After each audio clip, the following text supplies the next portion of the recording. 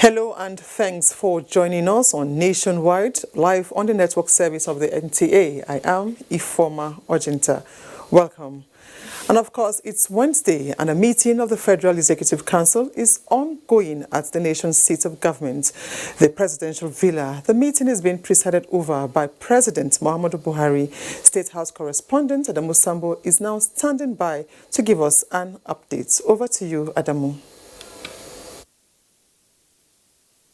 Thank you, studio.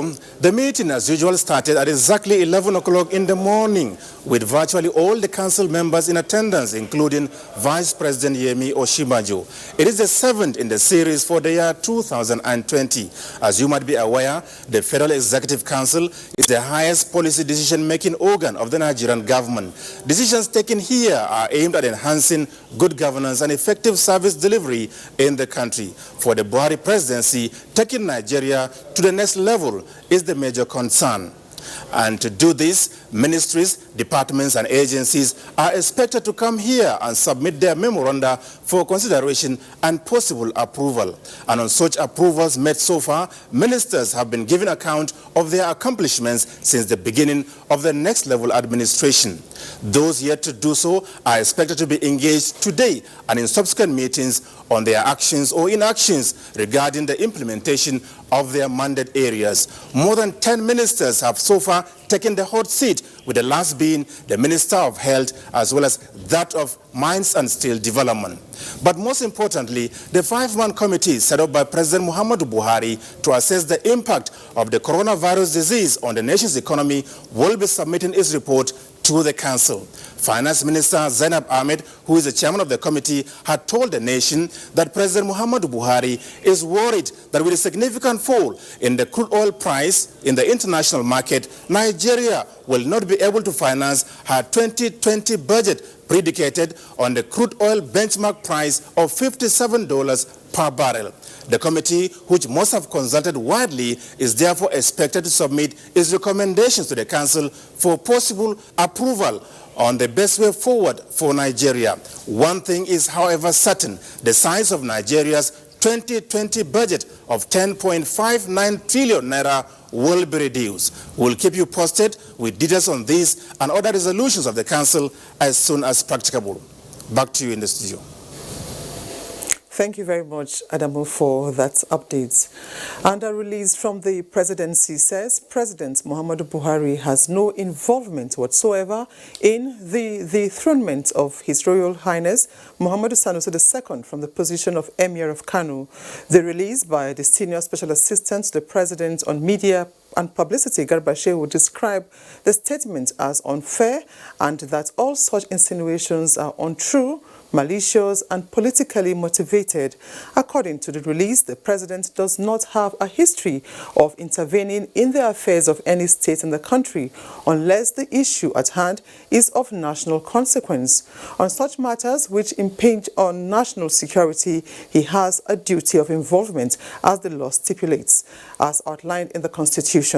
The appointment or removal of emirs and other traditional leaders is strictly within the jurisdiction of state government. President Buhari commends the people of Kano for keeping calm in the past few days of the dethronement announcement.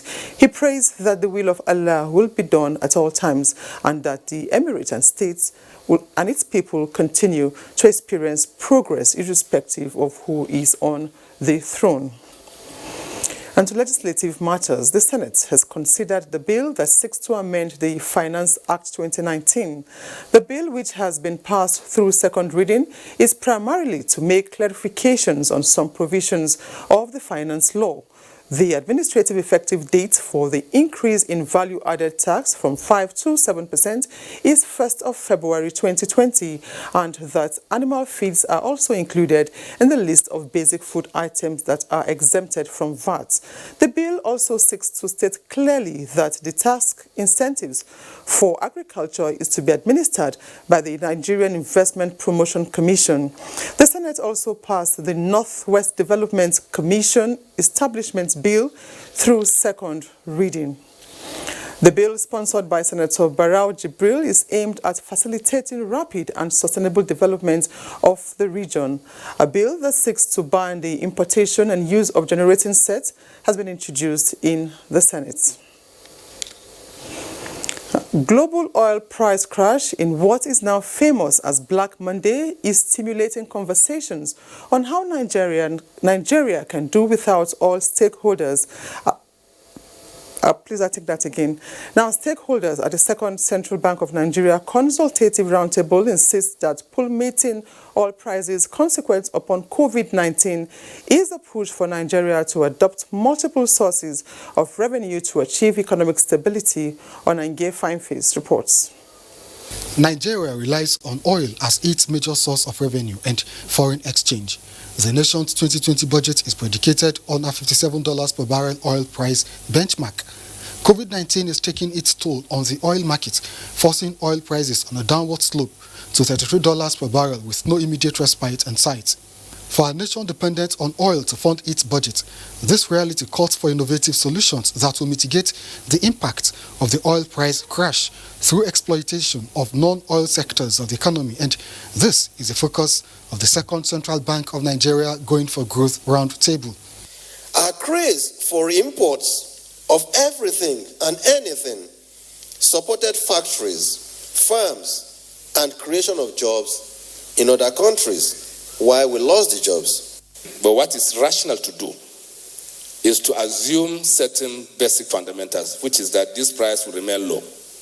And you make that assumption, it brings down your cost, you become more realistic about your estimates, your financials settled so that the banks know what they are funding.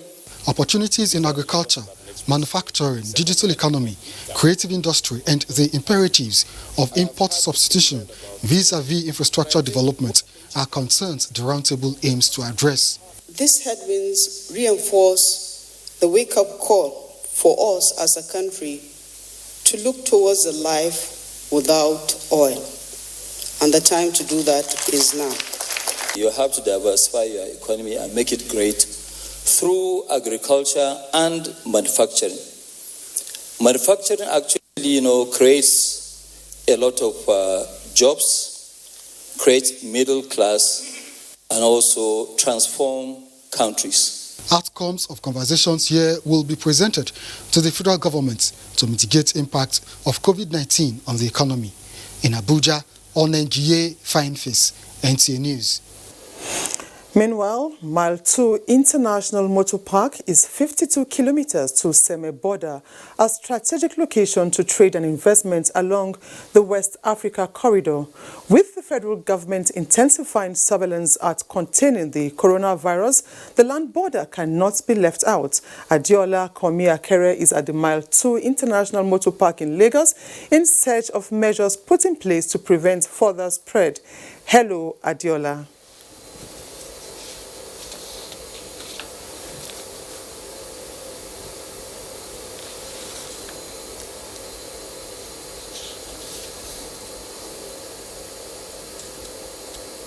Even sensitization talks as to how they will protect themselves at this garage, because this is where travelers from all over come when they're going to Lomé, Cotonou, Seme, Ghana, and Côte d'Ivoire. They board vehicles from this park. And I have with me here Chief Stanley, who will be telling us the measures that they have put in place, at this park to ensure that they are protected from COVID-19. Of course, we know that the government is doing their own part, but on the part of the transporters and the NURTW, what are they doing? Chief Kelechi, thank you very much. Can you tell us the measures you have put in place at this park to ensure that your drivers are protected and, of course, your passengers against the coronavirus? Thank you, NTA, for coming to our office, at least to help us to tell people about coronavirus and our problems in this axis. First and foremost, last week we were called at Alausa by the Lagos State government to enlighten us about coronavirus. They told us how to be doing, to wash our hands whenever you ease yourself, and to avoid closer contact with people, and to find out people, especially people that come from areas, to verify actually how they are, their health status, before we allow them. And when we came back, we called our drivers and owners like us. We told them, those people that were not opportune to be at Alausa, we told them all we had there, and all of them were happy. And we didn't stop there. Next tomorrow again, we are going to summon them again to keep on telling them, because we heard about coronavirus. We have never seen a patient like that, and we don't pray to see a patient with coronavirus in Nigeria itself, talk less of my two. So God will really help us. That is how we are doing. And ordinarily, we are telling our families too. After telling the drivers, we tell the drivers to tell their families as well. So that is so far how we have gone. Okay, now we expect to have seen spots where people can wash their hands or sensitizers, available. And I didn't see any here. From the sensitization seminar you attended Friday, why is that not here? Just a few days ago, if you can see, this place, this park, we have offices before.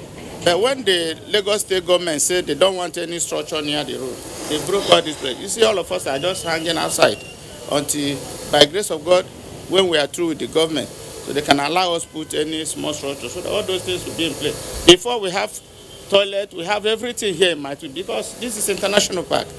So because of this breakage, if you cross here, you see that place like aeroplane field now.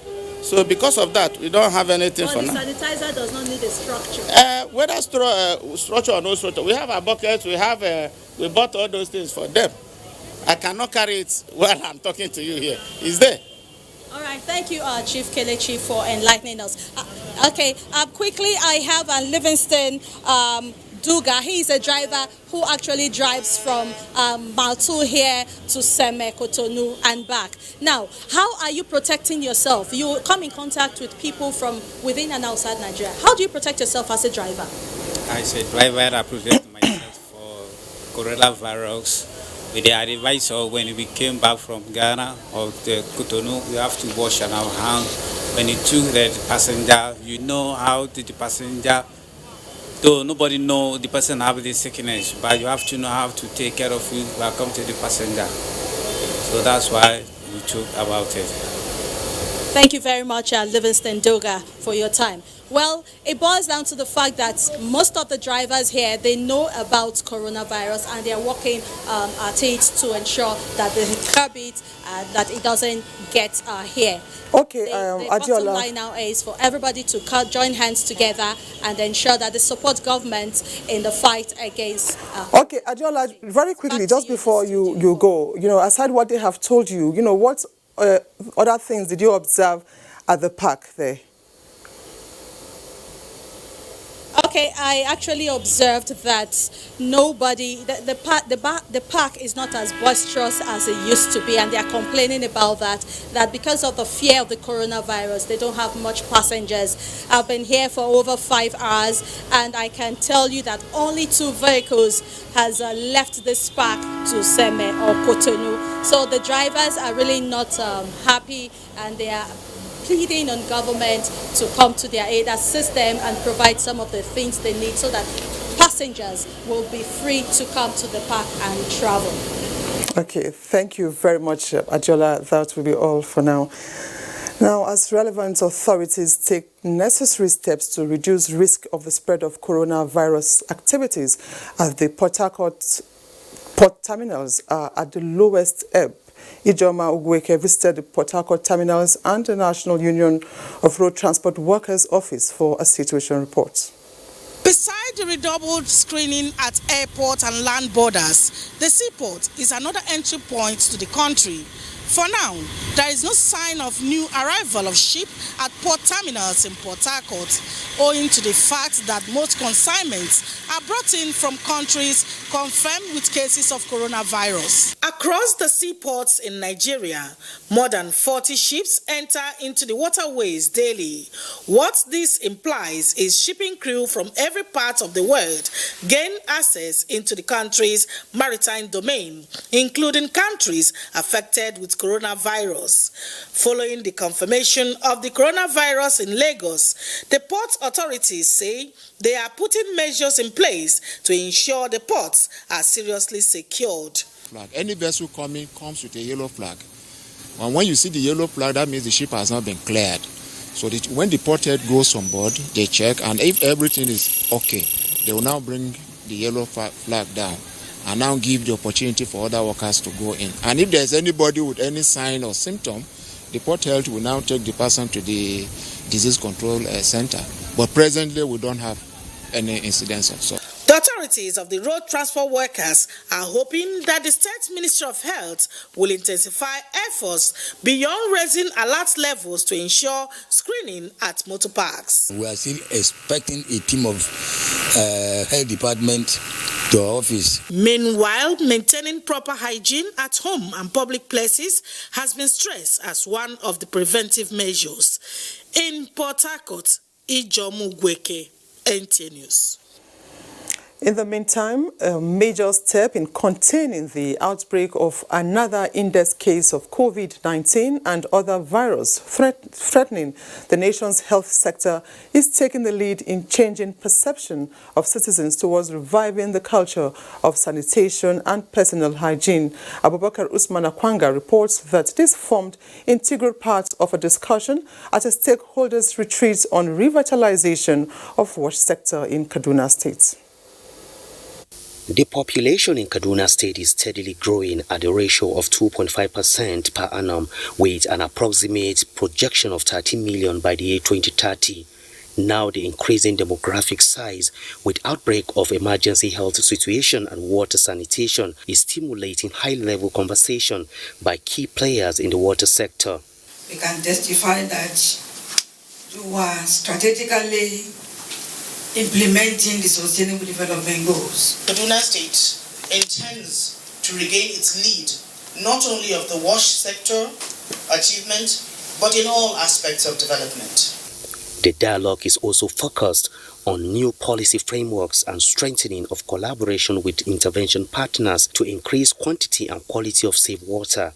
Zubairu Abdul Karim is a public health officer and determined, like other of his colleagues, to carry out program at the grassroots to support activities across the state in line with SDGs goals.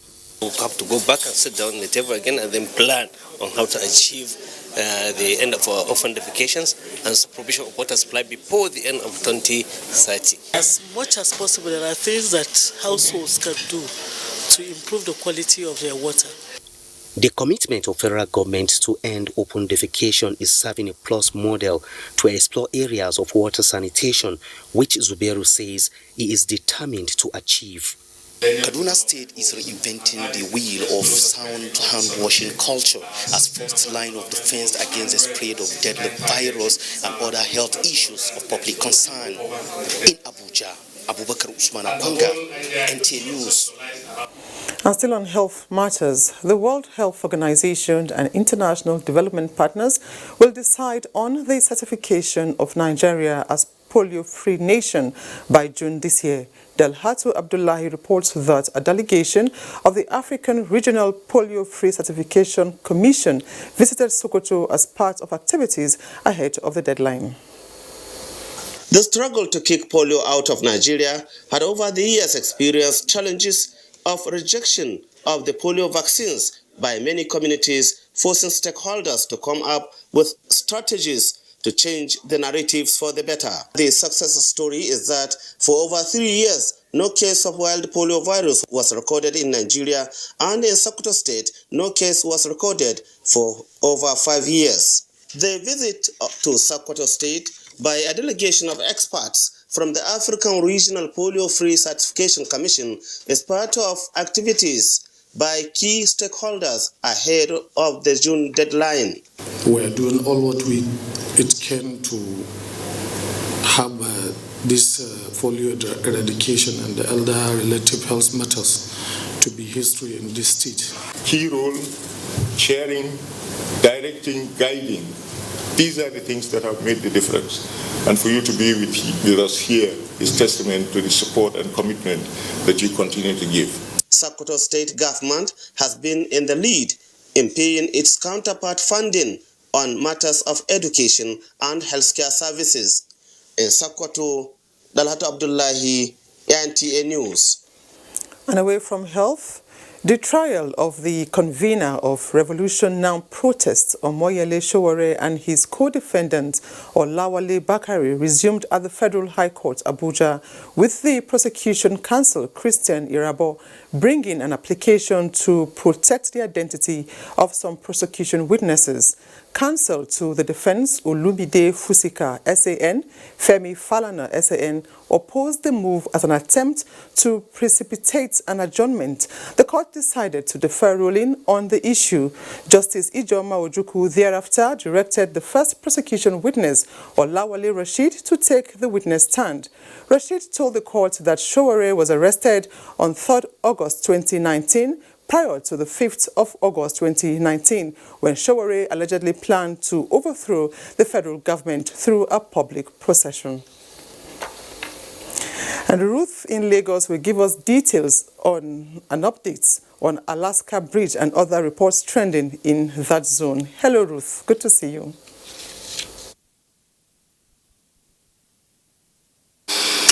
Hello, Ijoma. It's always good to see you. We begin here with transportation, where motorists have been warned to abide strictly to road traffic rules in order to install sanity on Alaka Bridge in Lagos following an emergency closure. The Federal Controller of Works in Lagos, Adedamola Kuti, says the closure is to enable workers effectively carry out integrity tests on the bridge. Dr. Ogunyemi has the details. Although the closure of the bridge has caused untold hardship on motorists in Lagos, officials of the Ministry of Works and Housing say it is better to be safe than sorry, as one of the bearings that links the Alaka Bridge has been identified, and subsequently the bridge has been closed to traffic for proper assessments to be done. And when that is concluded, the officials of the ministry say they would then inform Lagosians and other motorists on the next line of action. There's no need to be worried. That is why we consider safety, that if a bridge is not safe for public use, and that was why the government had to step in immediately, and safety is very paramount, so we're on top of the situation. There is no cause for alarm. They should just, members of the public should just obey the traffic agencies. They are manning the diversion routes, just for people to be able to. There are other avenues, especially for smaller vehicles, smaller cars. They can still come and use from Iponri to Coste on the service lane.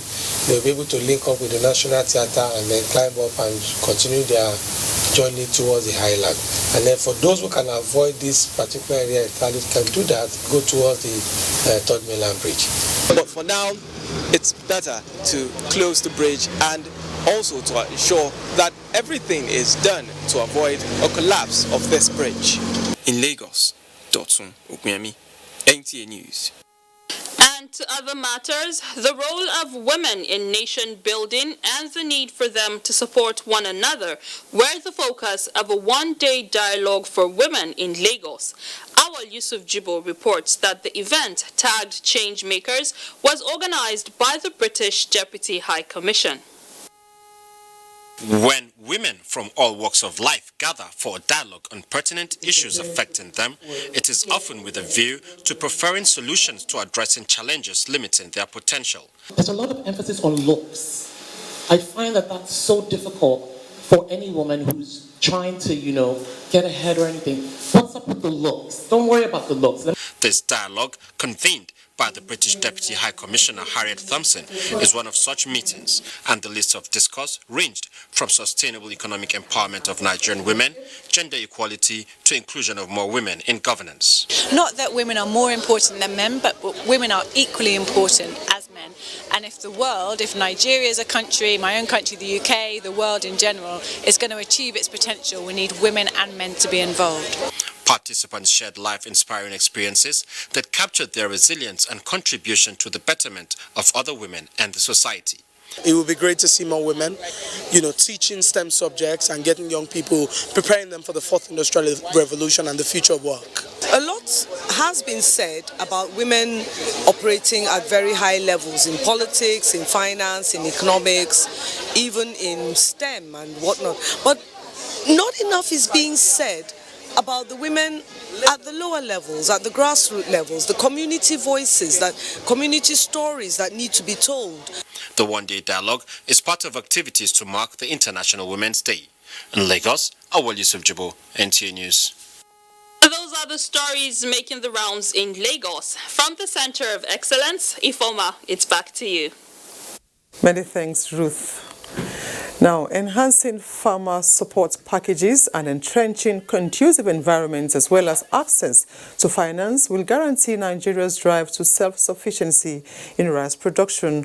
Nura Tanko Wakili takes a look at rice packaging in Kebbi State, its prospects and challenges. Reports. The federal government's huge investment on the rice value chain has propelled the country's chances of attaining self-sufficiency in rice production, with corresponding increase in processing, packaging and marketing aspects of the commodity value chain.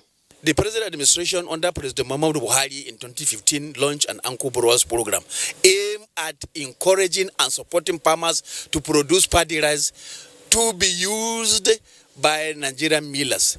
But the production is far below what the rice mills can boast of or can be used. However, access to finances for stakeholders in the rice value chain, availability of raw materials, and lack of access to modern equipment for mechanized farming are some of the challenges bedeviling the value chain in the country. Some consumers emphasize the need for government to bring together smaller millers into clusters for training and empowerment to be able to produce better.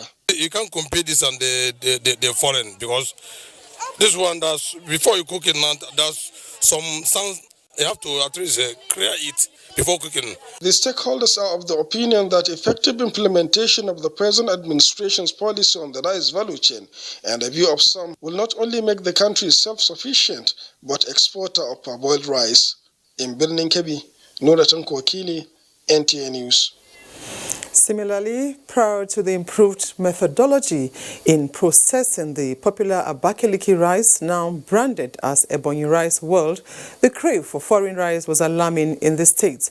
Having addressed issues that made the local rice less attractive by the government, Uchechukwu Chibueze Idam reports that people are now more comfortable with locally produced rice than with the foreign products. People's preference of foreign rice to local products has always been hinged on the fact that it is polished, stone-free and very attractive to the eyes with its long grain, unlike the local product, which they say looks dull and leaves one with the task of picking stones and other particles. This preference for the foreign product before the ban on its importation in the country made the demand for the local rice to be very minimal, with the Abakaliki rice suffering the same fate. To change the narrative and launch the product on the international scene as one of the best products produced and processed to consumer satisfaction, the Ebonyi state government has been making frantic efforts to ensure improved quantity and quality production of the local rice, with the procurement of various processing machines, with training and retraining of the farmers in rice production and processing. I had the opportunity to attend the workshop on agriculture in UK. And what was prepared, it was demonstrated, the foreign rice, the Israeli rice, the Thailand rice, and the Abakaliki rice was good to test. And the Abakaliki rice gave the best test in the whole world. Oh, we have gone to a digital stage in agricultural technologies. We have mills, ultra-modern mills, and the stoning machines that pick all those stones and debris that are mixed with chaffs. The machine is there to make the rice look like a foreign one. And as well, you are as well giving job opportunity to your state instead of you patrolling the foreign one. As the advocacy for the consumption of the locally produced rice continues, it is expected that the quality will continue to improve with time. In Abakaliki, Uchechukwu Chibezidam, NTA News. Now let's hear what Nigerians are saying about local rice. I'll say there is improvement in the sense that most people are consuming it now. That is the improvement. Before it wasn't like that. Before all the rice were always imported. Presently, most people are consuming our local rice. So I'll say there is an improvement. But my worry is that the producers, they don't maintain it in such a way that they don't clean it. I can hardly know the difference between the local and the so much called the imported ones. I can see that our local farmers have improved greatly. There's a much improvement in the production of local rice. And even I prefer local rice to the foreign rice. Now we have seen the test and difference between the local rice and the foreign rice. Now with me in the studio to talk more on the rice revolution is a member of the Rice Farmers Association of Nigeria, Nuhu Bello Dogon Daji. You're welcome to our studios. Thank you. Thank you. Now the demand for local rice, has been on the increase in recent times. What do you think is responsible for this?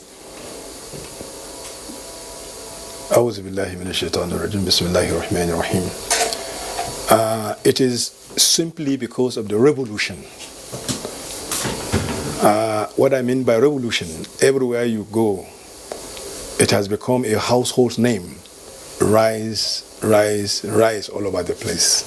If there's increase in production, and you could see the effects, not before now. You will produce your rice, you farm your rice, paddy rice, you don't even know where to take it to. That is a major challenge. But now with the rice value change, now everybody knows his role. The farmers are doing what they are supposed to do, that is the farming.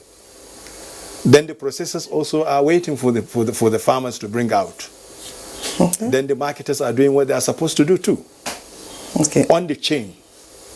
Yes. Now, notwithstanding the demand for the local rice, we are still faced with little challenges regarding processing and packaging. Talking about sand or the chaff and all that. What is the way out of this? How can we get it right? Well, we have started, and gradually we'll get there. Okay. And I believe it's just a matter of time, and a little time is needed. Okay. Now, there's also this issue of, the foreign rice being cheaper than the local rice. What do you have to say about it? Most of the foreign rice you see, they are expired rice. They have overstayed in their stores for many years before being imported here. So by the time they are imported into Nigeria, they are full of chemicals. Okay. They are not fresh. However, how can government, support farmers and millers bring down the price of local rice? Well, you see, the chain I've told you, you have seen the coming of pyramids, rice pyramids. The one for Jalingo, that's about over 30,000 bags of rice. Then the one in Kano, over 60,000 bags of rice. And also the one in Kevi. I saw it on the screen. And it is about to be launched tomorrow at Kebbi. So these are some of the gradual processes that are taking place. In those days, the pyramids are for cotton and granite. But today, we are seeing pyramids for rice. I think it's a kudos to this administration. And it is a kudos to all the people that play roles, from Central Bank Governor down to the last farmer in the farm. Okay. Now that will be all for now. Thank you very much, Nuhu Bello Dogundaji. It's been a pleasure having you here on Nationwide. Thank you very much. I appreciate that. Thank you. But this is Nationwide on the network service of the NTA. Time to take our first break. Do stay with us. The attention of the Nigeria Social Insurance Trust Fund has been drawn to activities of some unscrupulous fraudsters who have been using the fund's name, logo, and also photographs of events of the fund to defraud unsuspecting members of the public. We reiterate that the Nigeria Social Insurance Trust Fund does not demand to double money under any guise. NSITF is charged with the implementation of the Employees Compensation Act 2010, which enables compensation in the event of death, injury, disease, or disabilities arising out of or in the course of employment. Individuals, groups, or organizations that transact business with sponsors of such scams do so at their own risk. For more information, please visit our website on www.nsitf.gov.ng or call us on telephone number. Management Announcer. Coming on April 2nd, 2020, in the capital city of Abuja, the Ivory 8 Ball, a life-saving fundraising event featuring music and arts in aid of skin cancer patients with albinism. For participation and sponsorship, call Edidiong on 070-197-73352 or Chinwe on 090-559-61514. This event is powered by Nigerian Television Authority, TV Enterprises, Federal Radio Corporation of Nigeria, FRCN, African Independent Television, and Ray Power FM, Silverbird Television, and Rhythm FM, the Albino Foundation, the Ivory 8 Ball, for a worthy cause. Watch out. Illegal oil refineries are devastating. Crude oil theft is criminal. Oil spill due to vandalism is dehumanizing. Piracy is inimical to the economy and international trade. From the creeks of the Niger Delta to the Atlantic Ocean, inland waterways and beyond, the activities of criminally minded Nigerians and their foreign collaborators have hampered Nigerian economic growth, constituted health hazards, and environmental degradation. The Nigerian Navy is poised to put a stop to these activities. Remember, the harmonized standard operating procedure in the maritime sector for optimal benefits of the nation's economy is fully operational. The Nigerian Navy will leave no stone unturned to ensure defaulters face the full wrath of the law. Ignorance of the law is no excuse. Be one. Support the Nigerian Navy. Onward together.